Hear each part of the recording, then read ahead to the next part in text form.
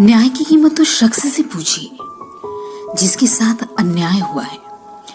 Hi guys, मैं हूं साक्षी। एक छोटी सी कहानी। ये कहानी एक ऐसे कैदी की है जो 23 साल बिना किसी जुर्म के जेल में गुजारे थे।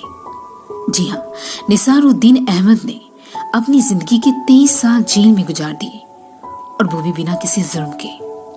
हम आपको बताने जा रहे हैं एक ऐसे कैदी की कहानी जिसे सुप्रीम कोर्ट ने 23 साल के बाद रिहा कर दिया, क्योंकि वो बिल्कुल बेगुनाह था। निसार की ये कहानी सुन आपकी आंखें नम हो जाएगी। एक्चुअली निसार को ट्रेन ब्लास्ट के जुर्म में उम्र कैद हुई थी, लेकिन कोर्ट को उसकी बेगुनाही ढूंढने के लिए पूरे 23 साल लग गए। निसार के माता पिता ने अपनी सारी जमा पूंजी लगा दी उसे छुड़ाने के लिए और उसकी बेगुनाही साबित करने के लिए, लेकिन फिर भी उन्हें निसार की रिहाई के लिए 23 साल का इंतजार करना पड़ा।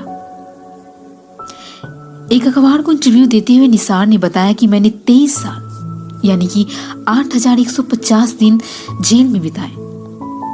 मैंने अपनी जिंदगी के वो पल जेल में बिताए जब मैं जिंदगी में सफलता पाने वाला था। अब मेरे लिए जिंदगी जैसे खत्म हो गई है। मैं तो बस अब मरने का इंतजार कर रहा हूं। निसार ने यह भी कहा कि जब मुझे जेल में डाला गया था तो मैं सिर्फ 20 साल का था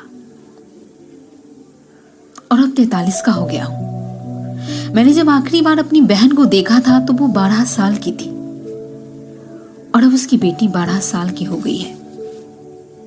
जब मैं जेल गया था तो मेरी भांजी 1 साल की थी और अब उसकी शादी हो गई है। मेरी जिंदगी से एक पीढ़ी जैसी गायब हो गई। ये थे निसार के शब्द जेल से रिहा होने के बाद। जेल से रिहा होने के बाद निसार एक रात जयपुर के होटल में रहा और वो कहता है कि उस रात मुझे नींद ही नहीं आई, क्योंकि इतने साल में जमीन पर सोया हूं और होटल की नरम बेड पर मुझे एक पल के लिए भी नींद नहीं आई। निसार ने यह भी बताया कि 15 दिन बाद मेरा कॉलेज में पेपर था। मैं कॉलेज जा ही रहा था, तभी एक पुलिस की गाड़ी ने मुझे रोका और उस पुलिस वाले ने मुझे बंदूक दिखाई और जबरदस्ती मुझे गाड़ी में बिठा लिया। उस वक्त निसार कर्नाटक में था और वो हैदराबाद पुलिस थी। वो निसार को हैदराबाद ले गए और उसे जेल में डाल दिया। निसार के पिता ने अपनी सारी संपत्ति जमा पूंजी निसार की बेगुनाही साबित करने के लिए लगा दी और वे आखिरकार 2006 में चल बसे। दोस्तों, ये जिंदगी की एक कड़वी सच्चाई है और इसका सारा दोष हमारी कानून व्यवस्था को जाता है। निसार जिंदगी से खफा है, लेकिन हम आशा करते हैं कि निसार को जिंदगी जीने का मकसद मिले और वो फिर से अपनी जिंदगी एक नई सीरीज से शुरू करे। आज के लिए बस इतना ही।